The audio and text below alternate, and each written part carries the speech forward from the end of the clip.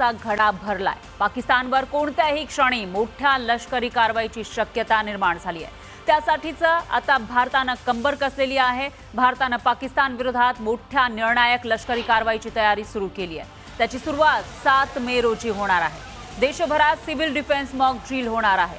यामध्ये air strike alert, siren, crash black आउटसह विशेष प्रशिक्षण दिलं जातं। पंजाबच्या फिरोजपूरमध्ये रविवारी रात्री 9 ते 9:30 या वेळेमध्ये क्रॅश ब्लॅक आउटसह मॉक ड्रिल करण्यात आलं होतं आणि यामुळे शत्रूच्या विमानांना रात्रीच्या वेळी मानवी वस्तीचं लोकेशन कळण्यास अडचणी येतात।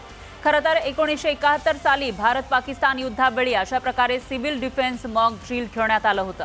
त्याला आता 5 दशकांपेक्षा जास्त काळ लोटलेला आहे आणि त्यानंतर पुन्हा एकदा आता सिव्हिल डिफेन्स मॉक ड्रिल घेतलं जाणार आहे।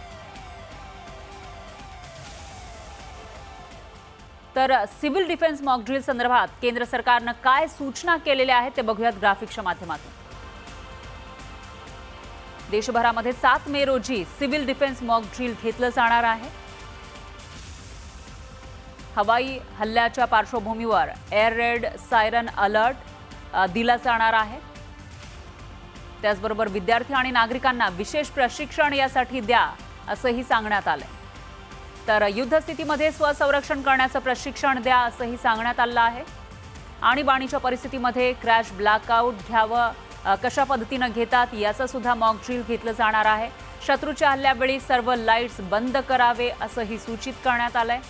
तर महत्त्वाची ठिकाणं आस्थापनांमध्ये लपण्याची व्यवस्था करा असंही सूचित करण्यात आलंय।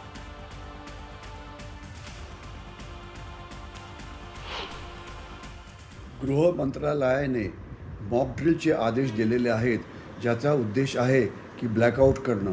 म्हणजे जर एखाद्या जागी हल्ला होऊ शकतो विमानाचा, किंवा हल्ला होऊ शकतो क्षेपणास्त्रांचा, किंवा हल्ला होऊ शकतो ड्रोन्सचा, तर त्यावेळेला त्या भागातल्या सिव्हिल जनतेला आपलं रक्षण करणं हे भाग असतं।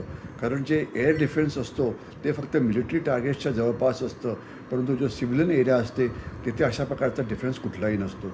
ज्यावेळेला सायरन वाजतो तर त्यावेळेला सर्वात पहिले लाईट बंद व्हायला पाहिजे, कारण जर लाईट ऑन असतील तर शत्रूंच्या विमानांना आपल्या शहरातले जे टार्गेट्स आहेत ते बघण्याकरता मदत होईल।